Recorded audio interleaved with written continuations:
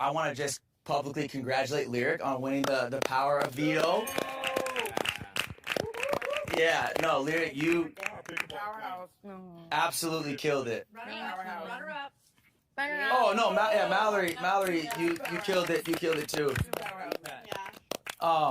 With that said, though, since we're all here as a house, I do obviously want to address kind of the elephant in the room, and that is the fact that I'm gonna have to put up a fourth person. I'm gonna have to name a fourth nominee.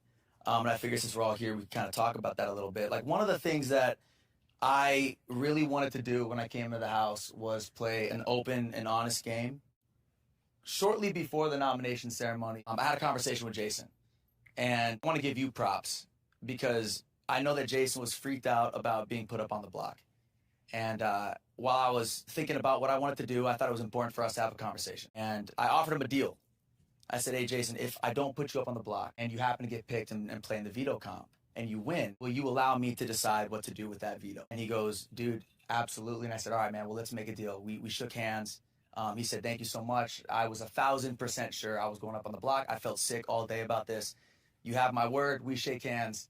And it made me feel good because obviously, as everybody knows, last week, like, the house kind of blew up. The nomination ceremony was intense. You know, everyone's kind of going at each other's necks. Devins and Rome were going back and forth. Jason, you, Mama Ange, you guys start going back and forth. It was Haley entered the chat at one point. Like, it was intense. And then at one point in time, my name got thrown out right in front of the house. And obviously that didn't feel good. But you handled it like a man. He came up face to face. He apologized to me. You made amends with Angela. You've made amends with Haley. And so honestly, dude, like, I respect that. And then when you came up and we made that deal up in the HOH room, I respect that. So, you know, thank you. Like, thank you, Jason, for turning the game around and your gameplay. Thank you. But there is something that I do want to address with everybody here. After you and I made that agreement, right? And we had a conversation outside and you said, hey, if you won the veto, you would use it however I saw fit. Mm-hmm.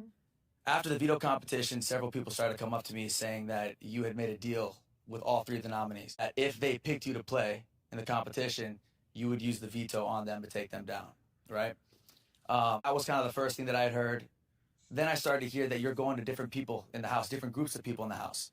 And people talk in the Big Brother house, so of course, you know, the word gets back to me. You're telling one group of people, keep me here, and if you do, I'm going to go after Kamu, Duck, and Haley. And I'll take that shot that nobody else may be willing to take. You go to another group of people and you're saying, hey, if you keep me here, I'll be your shield and I'll take the shot at the icons. I'll take out Devins. I'll take out D. I'll take out Mama Ant, right? Then I hear from a different group of people that you're telling Drew and you're telling Barrett, you guys are at the bottom of the house. You're expendable to them. The house is going to look to target you next. All these things are coming back to me. When I thought that we were cool, and then I hear that you're throwing out my name, especially when I'm HOH, I don't think that's the smartest thing if I have the ability to put you up as a replacement nom. But my question to you is, if you were to win the power of veto yesterday, would you have held your end of our deal, or would you have used it on Lala like you told her she would, or you would?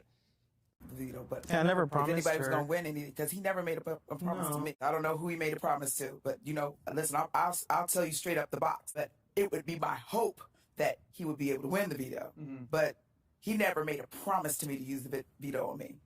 So that was not a promise that he made to me. And I talked to Haley, and I talked to Angela, and I said if I did win the veto, I would do whatever Kamu wanted, because that's what I told you I would do. That's what I told you over here. I told you that in HOH room. I told you that before the comp. Even playing the game, when, you know, I went up against you, I thought that was, like, very great of you to, like, step up to the plate, too, so I didn't have to go against the girls, and, like, we could handle it together. That was why I did it. So, like, also, this is Big Brother, right? So, like, for my game, I have to look at what's best for me. Would it be best for me to go against the people in power as a group? I don't think so, to be honest. I mean, I'm on the bottom.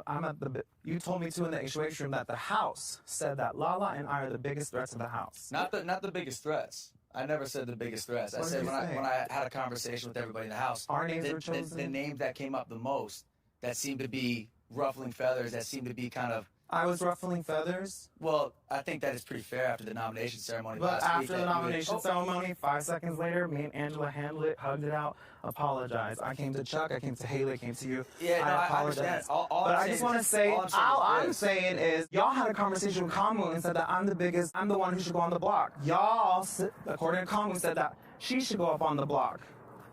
So this is a whole group thing that you're saying. They said that we are the targets.